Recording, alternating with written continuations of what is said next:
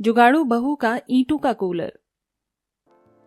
अरे आज तो गर्मी ने बुरा हाल करके रख दिया संगीता बहू। ओ संगीता बहू, जरा हम सबके लिए गिलास मटके का ठंडा पानी लेकर आना। लाई बाबूजी।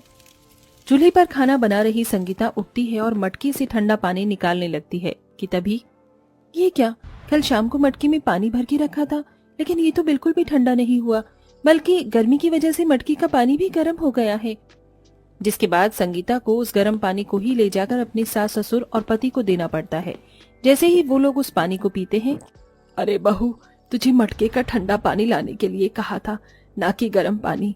ये गर्मी का कहर और ईंट की भट्टी के काम करके हम गर्मी से कम जूझ रहे हैं, जो तू हमें ये पानी पिला रही है। क्या करूं माँ जी, मैं तो मटके में पानी ठंडा होने के लिए ही रख कर आई थी, लेकिन सारा का सारा पानी गर्मी की वजह से गर्म हो गया। ये गर्मी ना हो गई हम गरीबों के लिए तो आजाब हो गया। न जाने ये गर्मी का मौसम आता ही क्यों है। अपने पति और सास ससुर की बात सुन संगीता को उनके लिए काफी बुरा लगता है, जिसके बाद वो सभी ना चाहते हुए भी उस गर्म पानी को पी लेते हैं। ऐसे ही शाम होती है और हर रोज की तरह संगीता अपने घर के आंगन में लगे पौधों को पानी दे रही होती है। संगीता के आंगन में ढेर सारे पौधे, घास थी। संगीता सबको पानी दे ही रही होती है कि तभी वो देखती है, ये क्या, इतनी गर्मी हो रही है, लेकिन फिर भी ये सारी घास और इसकी मिट्टी इतनी ठंडी है। अरे हाँ, जब मैं छोटी थी तो मेरी टीचर ने कहा था कि जमीन के अंदर की मिट्टी हमेशा ठंडी ही रहती है। अगर मैं इनकी मदद से पानी को ठंडा रख पाई तो मेरे परिवार वाले भी इस गर्मी में ठंडा पानी पी सकते हैं। संगीता आंगन से ढेर सारी मिट्टी उठाती है और फिर उसे अच्छे से गिलाकर मटके के चारों तरफ उस मिट्टी को लीप देती है। साथ ही साथ उसके ऊपर ढेर सारी घास लगाकर बाहर से पानी की छींटे मारकर अंदर पानी भर देती है और सिर्फ कुछ ही घंटे में मटके का पानी बिल्कुल फ्रिज के पानी जितना ठंडा हो जाता है। रात को खाने के बाद जैसे ही सभी लोग उस मटके का पानी पीते हैं, अरे बहू, तेरे जुगाड़ से तो सच में ये पानी ठंडा हो गया। अपने परिवार वालों को इतना खुश देख संगीता भी बहुत खुश होती है और ऐसे ही कुछ दिन गुजर जाते हैं। संगीता और सुमित्रा मिलकर एक दिन आंगन में कपड़े धो रही होती हैं। बहू, जरा जाकर हैंडपंप से एक बाल्टी पानी लेकर आना, कपड़े खंगालने हैं।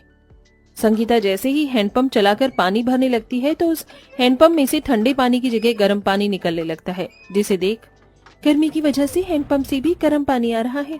अब हम क्या करें? इतनी भयंकर गर्मी में दोनों सास बहू के लिए गर्म पानी में कपड़े धोना नामुमकिन था, जिसके चलते अब दोनों सास बहू परेशान होने लगती हैं कि तभी संगीता के मन में एक और नया जुगाड़ आता है और वो जल्दी से 2-3 बोरी लेकर उसे गीला कर हैंडपंप पर बांध देती है। थोड़ी देर बाद संगीता जैसे ही हैंडपंप चलाती है तो उसके अंदर से ठंडा पानी आने लगता है। अरे वाह मेरी जुगाड़ू बहू, तूने तो इस हैंडपंप के पानी को भी ठंडा कर दिया, नजर न लगे मेरी जुगाड़ू बहू को। संगीता हमेशा अपने किसी न किसी जुगाड़ से गर्मी को दूर करने की कोशिश किया करती थी, लेकिन बढ़ती गर्मी की वजह से सबका हाल बेहाल हो गया था। अरे बाप रे बाप, मुझे तो ऐसा लग रहा है कि मैं अभी भी इनकी भट्टी में ही काम कर रहा हूँ। अरे अब तो इस गर्मी में इस घर में रहना दुश्वार हो गया है। बेटा, इस टीन की छत की वजह से ये सब हो रहा है।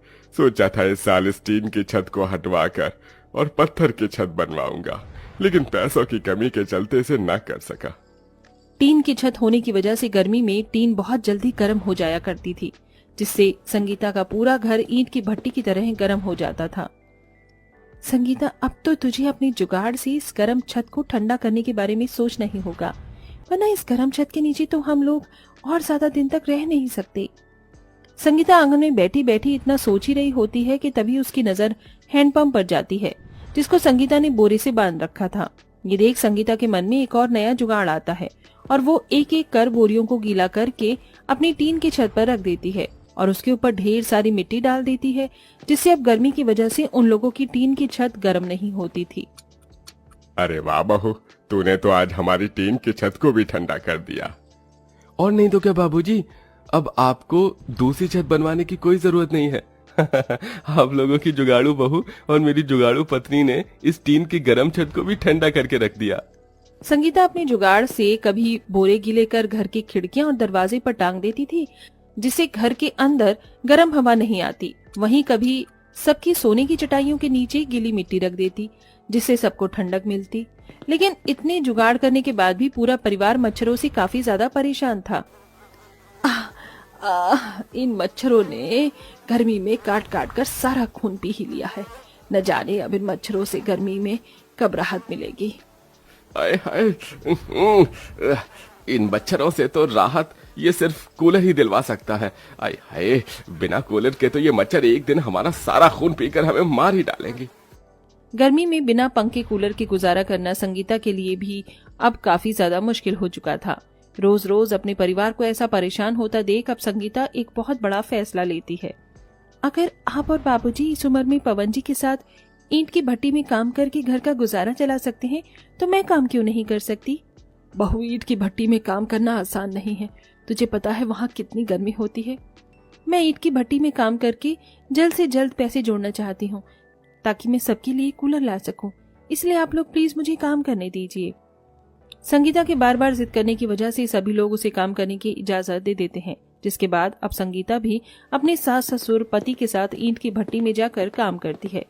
ईंट की भट्टी की गर्मी की वजह से कभी संगीता का हाथ जल जाता तो कभी उसके हाथ पैरों पर छाले पड़ जाते हैं, लेकिन संगीता मेहनत करना नहीं छोड़ती। 1 महीने काम करने के बावजूद भी संगीता 500 रुपए ही जमा कर पाई थी, जिसका उसे बहुत दुख था। एक दिन संगीता और रोज की तरह ईंट की भट्टी में काम कर रही होती है कि तभी उसकी नजर सामने चल रहे कंस्ट्रक्शन साइट पर जाती है। ईंट की दीवार पर पानी मारने से ये काफी ठंडी रहती होगी ना। पुराने जमाने में लोग ईंट और कच्ची मिट्टी के घरों में रहते थे, इसीलिए उन्हें गर्मी नहीं लगती थी। 1 मिनट, अरे ये चीज मैंने पहले क्यों नहीं सोची। संगीता के मन में ईंट की दीवार को देखकर जुगाड़ आता है, जिसके बारे में वो सबको बताती है। संगीता, तुम क्या कह रही हो? भला ऐसे कैसे हो सकता है? क्यों नहीं हो सकता? ईंट की 4 दीवारें बनकर तैयार कर सकती हैं, तो इनका कूलर क्यों नहीं। हम घर में ईंट की 4 दीवारें बनाएंगे और उसी बीच में से काट कर उसके अंदर एक मोटर फिक्स कर देंगे, जिससे हमारा ईंट का कूलर पूरा बनकर तैयार हो जाएगा।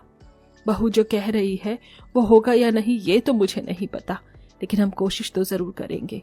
क्या पता बहू की इस जुगाड़ और हमारी कोशिश से हमें गर्मी से छुटकारा मिल जाए।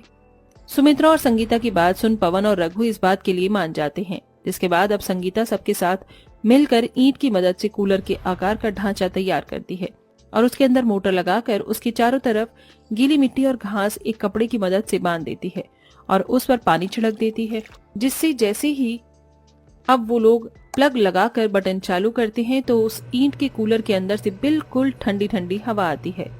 बहू, इस ईंट के कूलर के अंदर से तो बिल्कुल असली कूलर की ठंडी ठंडी हवा आ रही है। हाँ माँ जी, और हमें तो इसके अंदर पानी भरने की भी जरूरत नहीं है। हम बस इसकी दीवारों को गीला कर देंगे और ये ठंडी हवा देंगी। आज तो सच में मेरी जुगाड़ू बहू ने कमाल कर दिया। मेरी तो भगवान से यही प्रार्थना है कि हर जन्म में मुझे तेरी जैसी जुगाड़ू बहू मिले। संगीता के ससुराल वाले उसके इस जुगाड़पंती के लिए काफी ज्यादा तारीफ करते हैं। इसी के साथ अब जब भी कोई संगीता के घर पर आता तो उसका बना हुआ जुगाड़ का ईंट का कूलर देखकर हैरान रह जाता। संगीता बहू, तेरा ईंट का कूलर तो सच में काफी ज्यादा बढ़िया है। हम लोग भी तुम्हारी तरह ही गरीब परिवार से हैं। अगर तुम हमारे लिए भी ऐसे ही ईंट का कूलर बनाओगी तो ज्यादा नहीं, लेकिन मैं तुम्हें थोड़े पैसे तो दे ही दूंगी।